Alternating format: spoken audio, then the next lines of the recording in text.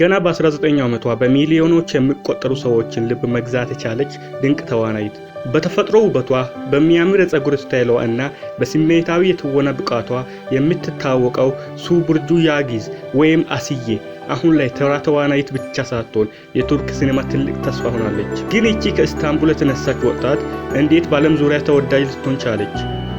ዛሬ የሱ ቡርጁን ወይም የአሲዬን እውነተኛ የህይወት ታሪክ እናያለን። እስከ ቪዲዮ መጨረሻ አብራችሁን ቆዩ። ሱ ቡርጁ ወይም አሲዬ የተወለደችው እንደ አውሮፓውያኑ የዘመን ቀመር ሚያዝያ 15 2005 ዓመተ ምህረት በቱርክ ኢስታንቡል ነው። በአራት ልጆች መካከል የመጨረሻዋ ትንሽ ልጅ ብትሆንም ከእድሜዋ በላይ የበሰለች ልጅ ነበረች። ለኪነ ጥበብ ያላት ፍቅር ገና በልጅነቷ በግልጽ ይታይ ነበር። ብዙዎች ዝነኛ የሚሆኑት በእድሜ ከፍ ሲሉ ቢሆንም አሲዬ ግን ገና የመጀመሪያ ደረጃ ትምህርቷን ሳጨርስ የካሜራ ሰው እንደምትሆን ታውቅ ነበር። ብዙ ደጋፊዎቿ የማይረዱት አሲዬ የትወና ስራውን የጀመረችው ገና በ6 ዓመቷ መሆኑን ነው። በ2011 ፋርኪል ቦዩቱ በተባለው ድራማ ለመጀመሪያ ጊዜ ታየ። በፍጥነትም ተፈላጊ የልጅ ተዋናይት በመሆን እንደ ካራዱይ እና አሽክ የኔዲን ባሉ ታላላቅ ድራማዎች ላይ ተሳትፋለች።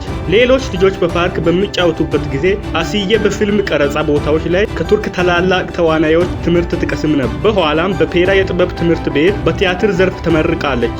በ2021 ካርዴሽሌም ወይም በአማርኛው የኔ ወንድሞችና እህቶች በተባለው ተወዳጅ ድራማ ላይ አሲዬ ኤሬን ሆና ስትመረጥ ህይወቷ ለዘላለም ተለወጠ።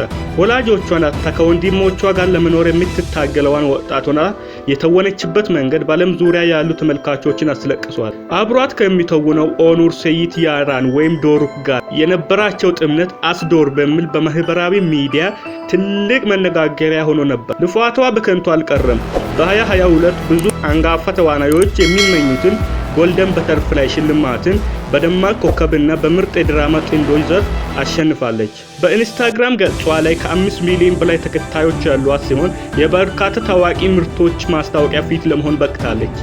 ከካሜራ ጀርባ ሱ ቡርጁ ወይም አሲዬ ምን አይነት ሰው ናት? አሲዬ በእውነተኛ ህይወቷ አይናፋር እና ቁጥብ እንደሆነች ትታወቃለች። የፍላሜንኮን ዳንስ ትወዳለች። ትርፍ ጊዜዋን ከቤተሰቦቿ እና ከድመቶቿ ጋር ማሳለፍ ትመርጣለች። ምንም እንኳን ዝነኛ ብትሆንም ከወሬዎች ርቃ ስራዋ ላይ ብቻ ትኩረት ታደርጋለች።